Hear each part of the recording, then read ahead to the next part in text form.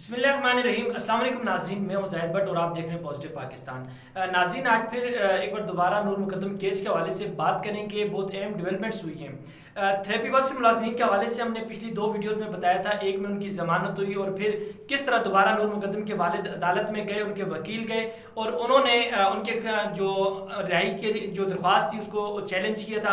अब जो therapy work के जो मुलाजमीन हैं उनमें से एक ने एक इंटरव्यू दिया है, उसने कुछ अहम इंकशाफात किए हैं। इस हवाले से मेरे साथ मौजूद है वारिया रहमान। उनसे जानने की कोशिश करेंगे कि जो थेरेपी वर्क के जो मुलाजिम हैं उन्होंने क्या इंकशाफ किए हैं। बिस्मिल्लाहिर्रहमानिर्रहीम। जाहिर आपने दो चीज़ें जो है वो एक साथ डिस्कस की हैं। एक ये कि समाअत होनी थी आज, जो कल अपील दायर की गई है जमानत मनसूखी के खिलाफ या जमानत जो दी गई है उसके खिलाफ के वो किस बेस पर दी गई है। इस बार समाअत हुई है, उस समाअत की जो तफसीलात है और अदालत ने बड़ा अच्छा नोटिस लिया, हम नाज़रीन को पहले से बता दें, उस पर हम नेक्स्ट व्लॉग में बात करेंगे। जो दूसरी बात आपने की कि जो थेरेपी वर्क के मुलाजमीन हैं उनमें से एक का इंटरव्यू आया। सबसे पहले मैं नाज़रीन को ये बताती चलूँ कि इस तरह के केसेस में होता ये है कि जो मुलजिम है अभी वो जमानत पर रिहा हुआ है, उसके ऊपर से इल्ज़ाम ख़त्म नहीं हुआ, ठीक है। तो इस तरह का कोई भी मुलजिम जो है वो डायरेक्ट मीडिया से बात नहीं कर सकता, ना मीडिया से बात कर सकता है, ना जब वो इस तरह से पेश होता है अदालतों में तो वो किसी से भी बात नहीं कर सकते, इसको अलाउ नहीं होता। और जहाँ तक मीडिया से बात करने का ताल्लुक है तो वो उसका वकील कर सकता है। ये बड़ा एक डिफरेंट केस बन गया कि इसमें जो थेरेपी वर्क्स के मुलाजमीन हैं, कल भी हमने नाज़रीन को बताया 6 मुलाजमीन जिनको जमानत पर रिहा किया गया, उनमें से एक जो है वो अचानक मीडिया के सामने आता है और वाकया बयान करना शुरू करता है। खैर ये बड़ा अब हैरानकुन वाकया, इसकी डिटेल जो है वो मैं इनके जो अल्फाज हैं वो मैं पढ़ के बताऊंगी ताकि मेरे अल्फाज में और उनके अल्फाज में फ़र्क ना आए। खैर ये जो शख्स हैं जो सामने आए मीडिया के, ये हैं डॉक्टर वामिक रियाज, जिनका हमने कल जिक्र भी किया था। कहते हैं 2 साल मैंने थेरेपी वर्क्स में काम किया। खैर इनके हमें तजर्बे से कोई लेना देना नहीं है, ये जितने मर्जी साल काम करें। अच्छा जी, मौसूफ ने फरमाया कि 20 जुलाई को 6:45 पर उन्हें कॉल आई। अब वो कॉल उनको एडमिन की तरफ से आई है। जाहिर यहीं से आप बात को ज़रा समझें।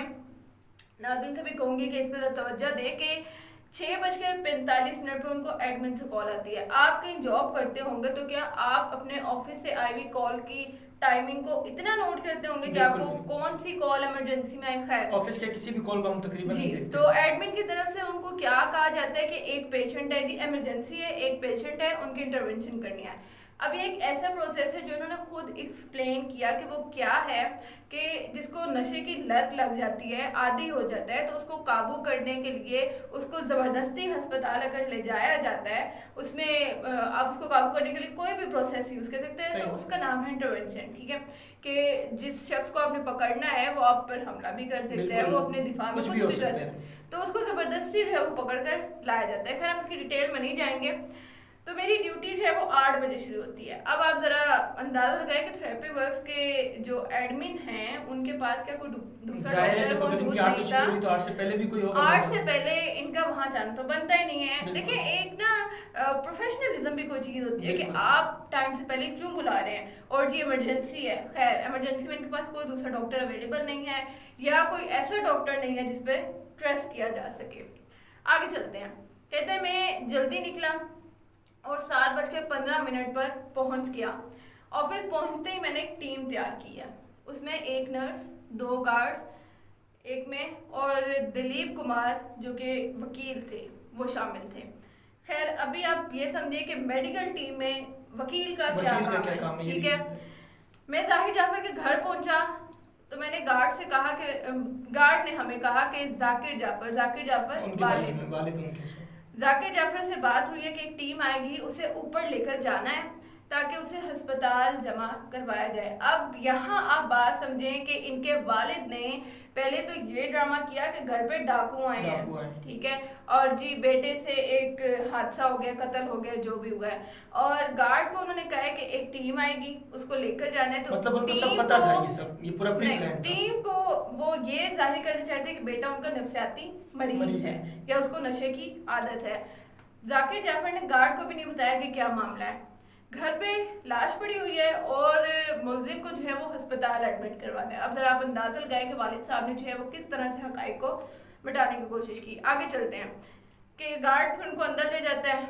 मैं खानसामा से कमरे का पूछने लगा कि कमरा कहाँ है, जाहिर जाफर का। तो उसने कहा जी इधर ऊपर जाके इधर इधर हवा में इशारे, तो आप खुद जाके देख लें। अब आप अंदाजा लगाएं जाहिर के खानसामा का क्या काम होता है? कहीं ना कहीं कोई गड़बड़ खानसामा का काम क्या कमरे में चाय सर्व करना, पानी सर्व करना, खाना सर्व करना ये नहीं है? और इतने सालों से एक बंदा वहाँ पे ड्यूटी कर रहा है, तो क्या उसको यही नहीं पता कि जाहिर जाफर का कमरा क्या है?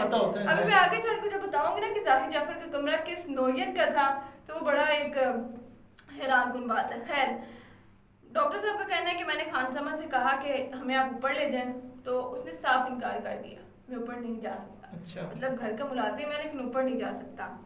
खैर, डॉक्टर साहब कहते हैं कि इतने में जाहिर जाफर टेरेस में आए और कहा आप लोग मुझे पकड़ने आए हैं, मैं नहीं जाऊंगा। मतलब जाहिर जाफर को पता है कि एक टीम आने वाली है और वो उसे पकड़ने वाली है, और जी खैर, और वो अंदर चला जाता है। फिर वो कहते हैं जब हम दरवाजे पे पहुंचते हैं जहाँ वो गया, तो वो थंब इम्प्रेशन से खुलता था। अच्छा। और वो बहुत मोटा था। यहाँ आप अंदाजा लगाएं कि उनके घर की इतनी प्राइवेसी थी, या उनका जो बेटा है वो क्या वाकई ही आदि मुजरिम था, या उस तरह की हरकतों में पहले भी मुलविस था कि उसके कमरे का दरवाजा जो है वो थंब इम्प्रेशन से खुल रहा है, और वो बहुत मोटा है। आई डोंट नो कि वो किस किस्म की एक्टिविटीज में जो है वो मुलविस था कि उसको लेकिन किस कुछ किस्म तो ऐसे है कि अब दरवाजे की कुछ लोगों का अलाउ किया होगा इसका जी। मतलब वहां जाना। खैर, वो कहते हैं कि हम बाहर खड़े थे और देख रहे थे कि इतने मुश्किल जो है 3 दोस्त आते हैं। अभी तक इस पूरे केस में आपको इन दोस्तों का किरदार इससे पहले मालूम पड़ा नहीं पड़ा। खैर, हमने पूछा कि नीचे क्यों नहीं आ रहा, ये बाहर क्यों नहीं आ रहा, नीचे क्यों नहीं आ रहा? तो कहने लगे हमें नहीं पता, 3 दोस्त या तो पहले से वहां पर मौजूद थे या उन्होंने उसका साथ दिया था, नहीं मालूम। खैर, हमें नहीं पता। हमारी तो कल से एक दोस्त गायब है जो गालिबन इसकी गर्लफ्रेंड है, गालिबन गर्लफ्रेंड है, और वो भी कल से गायब है, और ये नहीं बता रहा कि वो कहाँ है, इसके पास है, इसके पास आई या नहीं, उसके दोस्तों का बयान है। मतलब पीछे कुछ और चल रहा है और आगे शो कुछ और कर रहे हैं। तो डॉक्टर साहब का कहना है कि इन्हीं बातों में घंटा गुजर गया, तकरीबन घंटा गुजर गया। हमने ताहिर साहब को बताया। ताहिर जहूर कौन है? जो थेरेपी वर्क्स के जो है वो मालिक है। ताहिर साहब को बताया तो उन्होंने कहा इसको किसी भी तरह बस पकड़ के आप ले आए। मतलब ताहिर साहब को उस मरीज से इतना लगाव है कि वो किसी भी तरह से उसको अपने पास बुलवाना चाहते हैं। अच्छा, उन्होंने कहा कि हमने मुलाजमीन से सीढ़ी मांगी। इतने में मुझे एक आइडिया आया। डॉक्टर साहब का बड़ा दिमाग चलता है, ठीक है, इस केस में मुझे आइडिया आया कि क्यों ना टेरेस में आया था ना वो, तो सीढ़ी लगा के चलते हैं। खैर, हमने सीढ़ी मांगी मुलाजमीन से, मुलाजमीन ने गार्ड गया और साथ वाले घर से सीढ़ी लेके आया। इतना बड़ा घर है, आपने इतना मोटा दरवाजा लगा के रखा है, लेकिन घर में कदर सीढ़ी मौजूद नहीं है। खैर, गार्ड जाते हैं, साथ वाले घर से सीढ़ी मांग कर लाता है, सीढ़ी लगाई जाती है, और सीढ़ी टेरेस की दीवार से 4 फुट नीचे थी। मतलब डॉक्टर साहब को कुछ समझ नहीं आ रहा था कि हो क्या रहा है, लेकिन ये पता था कि 4 फुट का फासला है। खैर, आगे चलें। कहते हैं कि हम 4 लोग ऊपर गए, और सबसे पहले जो है वो कौन दाखिल होता है? अमजद साहब दाखिल होते हैं। दूसरे नंबर पर समर गार्ड, तीसरे नंबर पे मैं, और चौथे नंबर पे लॉयर। मतलब लॉयर साहब भी ऊपर गए हैं, ठीक है। अच्छा, और जो इसमें सबसे अहम बात है कि वो 2 गार्ड के साथ गया था, दूसरा नहीं पता नर्स का है, नहीं पता। कहते हैं कि पहले जो है वो अंदर गया अमजद, ये 4 लोग ऊपर चढ़े थे। अमजद अंदर गया, फिर समर गया। मैं अभी आधा ही दाखिल हुआ कि पूरा दाखिल हुआ कि समर ने जो है वो मेरे पीछे धकेला और कहा अंदर नहीं जाना, वो अंदर गन लेकर बैठा है। नूर को उसने गला काटा था छुरी से। गन भी मौजूद थी, मिल भी गई थी पुलिस की, और वो गन थी जाकिर जाफर वालिद साहब के नाम पर। अच्छा जी, इनका कहना है कि हमारा प्रोटोकॉल है कि अगर पिस्तौल या कोई हथियार हो जो पेशेंट है उसके पास, तो हम उसको हाथ लगा दें, मतलब हम वापस आ गए। लेकिन जो हमारा चौथा बंदा था ना अमजद, वो वापस नहीं आया। मतलब उसको इतना लगाव था अमजद साहब को पेशेंट से कि वो उधर रह गया, और इनको पता भी नहीं लगा, पूरी टीम जा रही है तो एक बंदा और रुक जाए बाकी, और इनको पता भी नहीं लगा कि अमजद नीचे नहीं आया। खैर, 2-4 सेकंड गुजरते हैं, चीखों की आवाजें आएंगे, इनको चीखों की आवाजें आएंगी, और अमजद की आवाज आई है कि जी पिस्तौल मैंने कब्जे में ले ली है और इसने मुझ पर छुरी से वार किया, मैं जख्मी हो गया। मतलब अमजद साहब जख्मी है, और वो इतनी लंबी कहानी सुना रहे इनको। खैर, हम फिर ऊपर चढ़ गए। हम ऊपर गए तो देखा कि अमजद ने उसको कमर से पकड़ा हुआ है। हमने जाहिर जाफर को काबू में किया क्योंकि अमजद ने उसको ऑलरेडी पकड़ा हुआ था। तो वहां पर हमने देखा कि एक लाश पड़ी है। अभी तक अमजद ने ये नहीं कहा कि लाश पड़ी है भाई, यहाँ पे इनको पता लगा लाश पड़ी है। उसका सर नहीं था, और हम ये देख के सकते में आ गए। ऑब्वियसली नॉर्मल कोई भी बंदा उस तरह का एकदम से कोई चीज देखेगा। खैर, हम सकते में आ गए जी, डॉक्टर साहब भी सकते में आया। हमने उसे घसीट के उल्टा लेटाया और वहाँ मौजूद बेडशीट दुपट्टा जो हमें मिला हमने उसे बांध दिया, क्योंकि कोई और चीज़ हमारे पास मौजूद नहीं थी। मतलब आप अंदाजा लगाएं कि इससे पहले क्या ये पेशेंट्स को काबू करने के लिए इसी तरीके से घर वालों से क्या ये बेडशीटें मांगते रहे हैं या ये दुपट्टे मांगते रहे हैं। पेशेंट को काबू करना था, रस्सी वगैरह कुछ भी अपने साथ नहीं रखा। और एक और इम्पोर्टेंट पॉइंट कि इनको फोन जो है वो गार्ड्स के रूम में रखने की क्या जरूरत थी, ये बड़ा एक पहेली है। अब आप देखें कैसे ये इसमें बहुत सारे मोड़ आ रहे हैं। अच्छा जी, इतने में अमजद गिर गया क्योंकि उसकी गर्दन और पेट से जो है वो खून निकल रहा था। अमजद की गर्दन की इस जगह पर वार किया गया। वरना मेरे ख्याल से जो आदि मुजरिम है अब तक जो मुझे समझ आई है, ये तो अमजद साहब की भी गर्दन उतार देता। आई डोंट नो कि इसने अमजद को जानबूझ के जख्मी किया या क्या।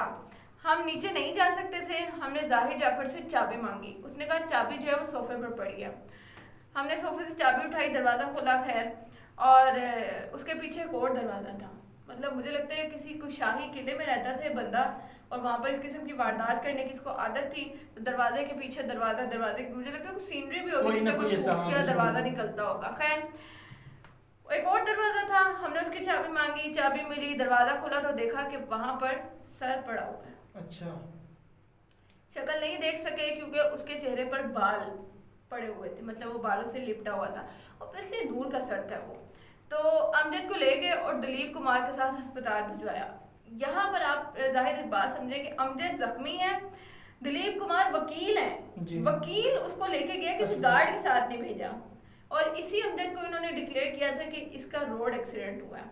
ये अगर अब तक सच्चे हैं, अभी आगे चल के हम बात कर रहे हैं बात को मतलब बार बार घुमाने की अच्छा अब इसमें ये तो एक अहम सवाल है कि वकील को जो है वो क्यों भेजा जाता है अमजद के साथ। दूसरी एक अहम सवाल ये पैदा होता है कि वो 3.5 जो दोस्त थे वो कहाँ गायब हो गए मंजर से। दोस्त चले गए। फिर दूसरी बात है जब ये लाश देखी तो सबसे पहले तो मैं खास इनका फर्ज बनता था पुलिस को कॉल करना।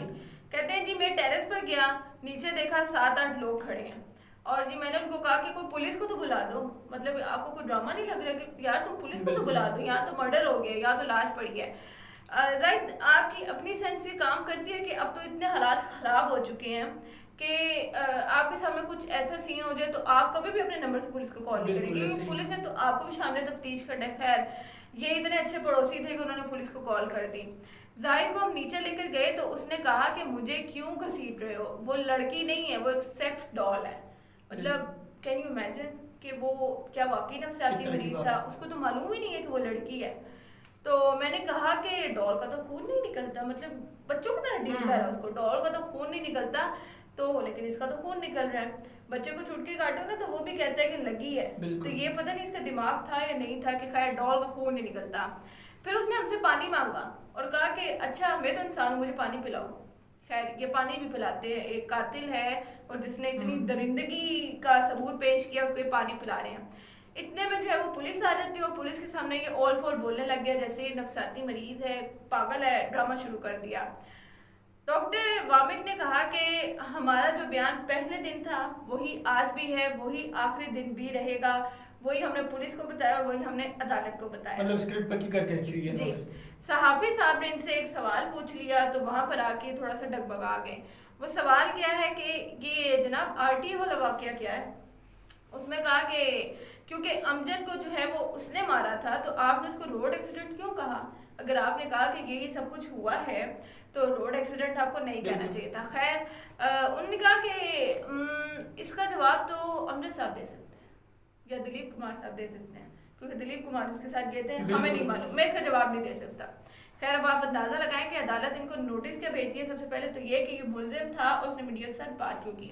दूसरा खैर अब सहाफी साहब की शामत ना आ जाए।